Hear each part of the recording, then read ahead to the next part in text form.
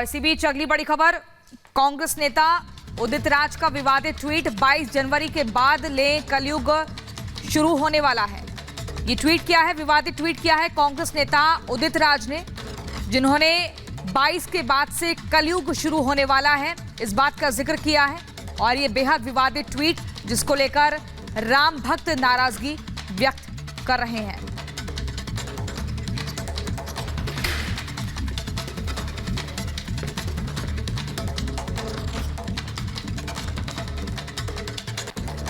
Car सेवकों पर गोली चलाने का मामला, शिवपाल यादव ने गोली चलवाने को सही बताया। संविधान की रक्षा के लिए गोली चलवाई गई थी, इस बात का जिक्र किया है। ये बड़ी खबर आपको बता रहे हैं। शिवपाल सिंह यादव ने ये कहा कि कार सेवकों पर जो गोली चलवाई गई थी उसे सही ठहराया, इस तरह की प्रतिक्रिया दी है। क्या कुछ कहा आपको सुनवाते हैं। आरोप लगा रहा है राम मंदिर में कि कार सेवकों पे गोली समाजवादियों ने चलवाई थी, तब उनकी सरकार थी, तो अब ये इस तरह से अब राम की बात भी करने लगे हैं, मंदिर की बात भी। इस आरोप को कैसे आप देखिए, संविधान की रक्षा की गई थी, कोर्ट के आदेश का पालन हुआ था, कोर्ट के आदेश का पालन। ये तो झूठ बोलते हैं, भारतीय जनता पार्टी के केवल झूठ बोलते हैं। बताइए, कोर्ट का आदेश का पालन हुआ, संविधान की व्यवस्था हुई।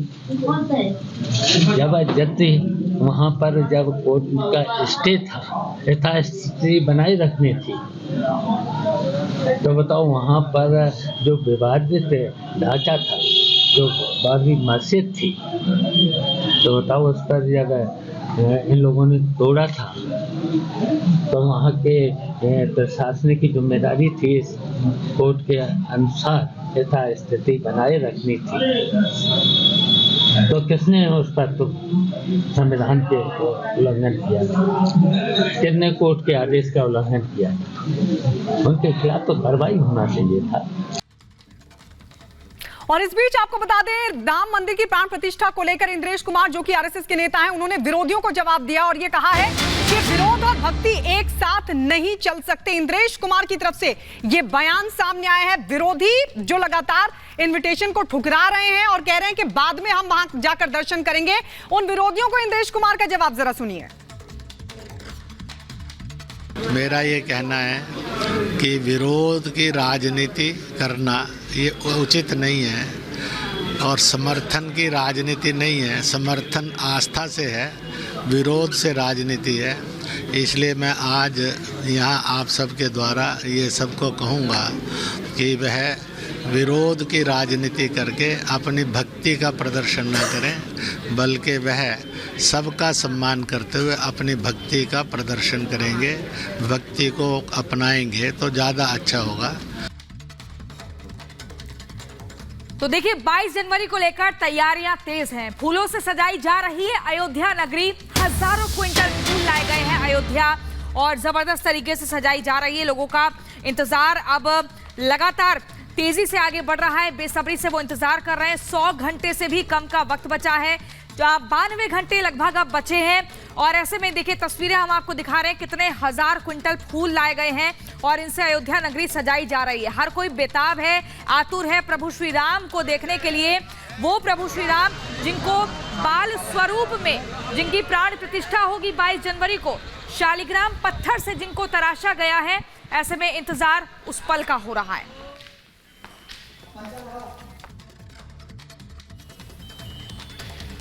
और प्रभु श्री राम पूरे विश्व के हैं। 20 देशों की तरफ से दरअसल डाक टिकट जारी किया गया है। आपको बता दें, प्रधानमंत्री नरेंद्र मोदी ने भी राम मंदिर पर डाक टिकट जारी किया और डाक टिकट की पूरी एक जो बुकलेट है वो भी जारी की गई है और उसमें जो चौपाई है भगवान श्री राम की वो भी उकेरी गई है। आइए आपको इस रिपोर्ट के जरिए दिखाते हैं कि आखिरकार भगवान राम के मंदिर पर जो डाक टिकट जारी हुआ है वो क्यों खास है। रिपोर्ट देखिए। मंगल अघ अखिल करन सकल कल्याण, राम नाम नित कहत हर, गावत वेद पुराण।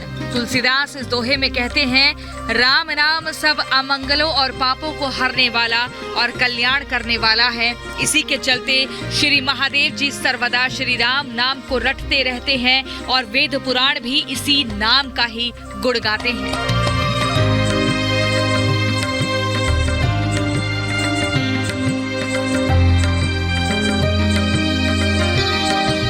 राम नाम की महिमा का महात्म्य क्या है, ये पूरा संसार जानता है। अयोध्या में 22 जनवरी को होने जा रहे प्राण प्रतिष्ठा कार्यक्रम को लेकर पूरी दुनिया में राम भक्तों में उमड़ा उत्साह इसका ज्वलंत प्रमाण है। लगभग 500 सालों तक अयोध्या, भारतवर्ष और पूरी दुनिया में फैले राम भक्तों की व्याकुलता के पीछे भी श्री राम के इसी विराट व्यक्तित्व का सार छिपा है। यही वजह है कि अब जबकि अयोध्या में राम जन्मभूमि मंदिर में रामलला के प्राण प्रतिष्ठा की तारीख करीब आ गई है, तो पूरा देश राममय हो गया है। कहीं भक्ति रस में डूबे भक्त आनंद विभोर हैं, तो कहीं अखंड कीर्तन पाठ चल रहा है। इसी कड़ी में प्रधानमंत्री मोदी ने श्री राम जन्मभूमि पर 6 डाक टिकट जारी करके इस मौके को और भी खास बना दिया है। जब आप किसी डाक टिकट को जारी करते हैं और जब कोई इसे किसी को भेजता है, तो वह सिर्फ पत्र या सामान नहीं भेजता, वो सहज रूप से इतिहास के किसी अंश को भी किसी दूसरे तक पहुंचा देता है।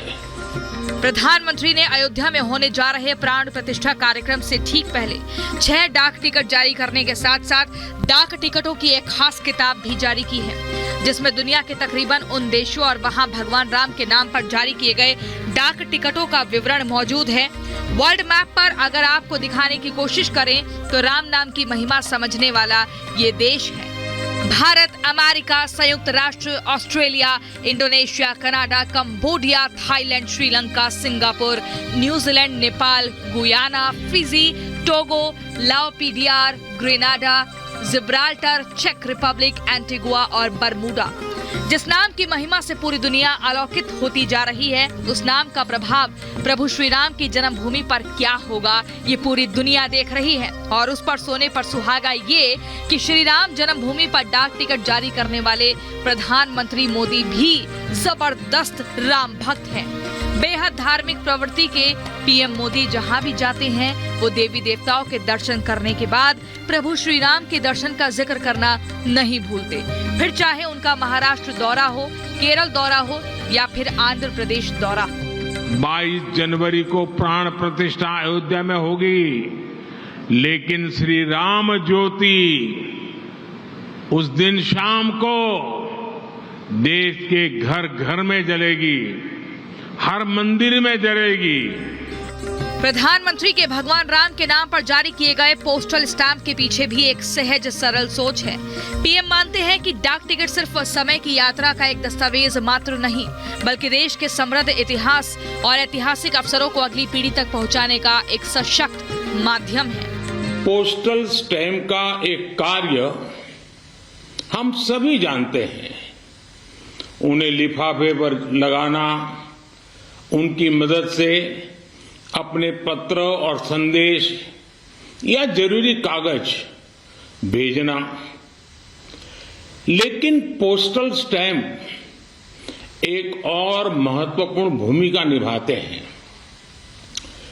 पोस्टल स्टैंप्स विचारों, इतिहास और ऐतिहासिक अवसरों को अगली पीढ़ी तक पहुंचाने का एक माध्यम भी होते हैं। बेशक सनातन संस्कृति के विकास क्रम में जिस तरह अयोध्या में होने जा रहा रामलला के प्राण प्रतिष्ठा कार्यक्रम को सुनहरे अक्षरों में अंकित किया जाएगा, ठीक उसी तरह भगवान राम के नाम पर पीएम का जारी किया गया ये डाक टिकट भी सदियों बाद सनातन संस्कृति के समृद्ध इतिहास का एक प्रामाणिक दस्तावेज बन जाएगा, जिस पर आने वाली पीढ़ियां गर्व कर सकेंगी। Bureau report, Republic Bharat.